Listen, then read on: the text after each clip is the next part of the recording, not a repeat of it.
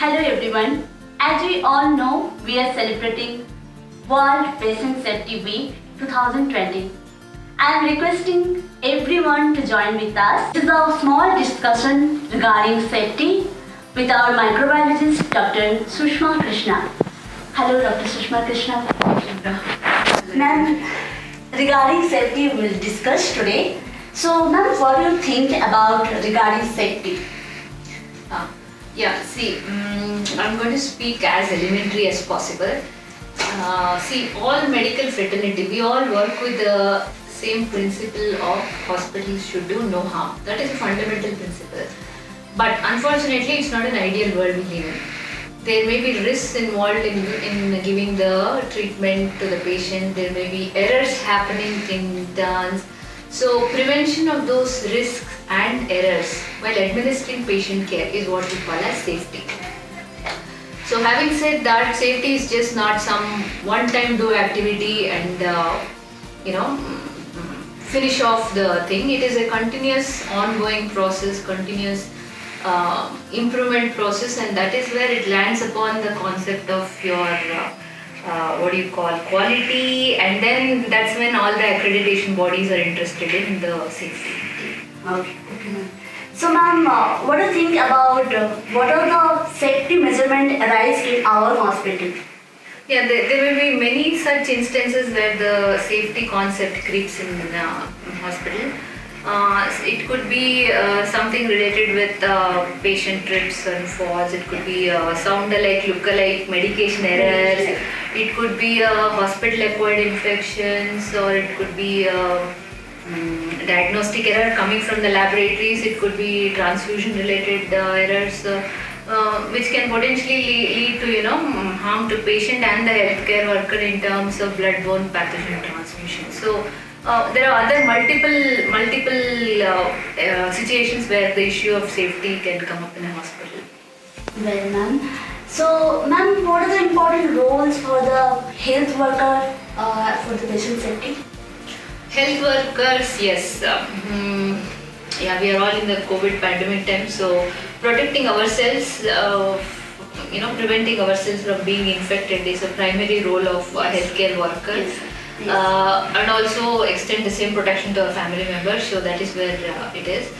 And equip ourselves with the knowledge of infection control practices, hand hygiene, it could be something to do with PP usage, turning docking practices, or know where the aerosols, the procedures which get involved, aerosol generation procedure, so things like that. If we feel we are not confident in infection control practices, get ourselves trained for it and be ready to speak up. So that is one of our role as a healthcare worker. Okay. So ma'am, what are the important roles for the patients for the patient safety? It's a patient-centered care. Yes. So we are revolving around the patient in this care. So the primary role or the responsibility of the patient is to give a complete, accurate medical history to the doctor and not to hide away anything. Yes. So to also actively participate in their own care, show interest, show enthusiasm, and speak up for themselves also.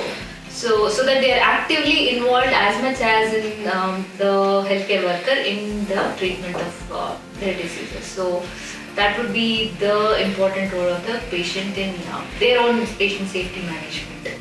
Okay, ma'am. So now we got to know regarding important roles for the patient and as well as the healthcare worker also. So now, ma'am, can you please tell me about the administration? Like, what are the important roles for the administrator or management for this patient safety? See, that's not my domain, but still I would make a few sentences on the role of management. See, the bigger concepts extend to safe engineering practices and designing rooms, ventilation, and all those things, which I'm not going to speak on.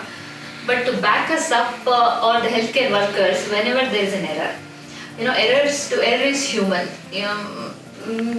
As I said, we are not in the ideal world, so it is okay to err as long as we own up and as long as we learn and the preventive corrective measures come and the gaps are closed, and it is a continuous learning process. So it is okay to provide a safe environment for the healthcare workers. Probably that is one. To provide adequate resources which are required. That may be another role, and to back us up so that you know, to keep us motivated all the time. I think our management has done has extended all the support and cooperation in whatever safety related activities are going on. See, we have posters, we have had some announcements. We've had this whole week we have been doing something and related activities, and it's coming up well. And this shows the management is very much Interested. Yes, definitely, yeah. Okay, ma'am. So can you please tell me, ma'am, regarding 2020 World Patient Safety Week we are just celebrating. So regarding World Patient Safety, if you tell me, ma'am, it will be very helpful for us. See, the World Health Organization, WHO. Yes, WHO. Yeah, so it has introduced this day as a World Patient, particular day as a World Patient Safety Day. And every year from this year, they want to bring out themes so that the activities get channelized in a direction. So this year the theme is like healthcare workers safety for the patient safety. So if we are safe, we are going to deliver a safe care to the patient also. So that is a theme, and the call for action is to speak up for yourself, speak up for the patient, speak up for the rights, speak up whatever you are in need of. So just speak up is the action call from them. So this is done, this whole campaign is done to create awareness about safety, to bring about the positive changes in the mindset of healthcare workers and the patients.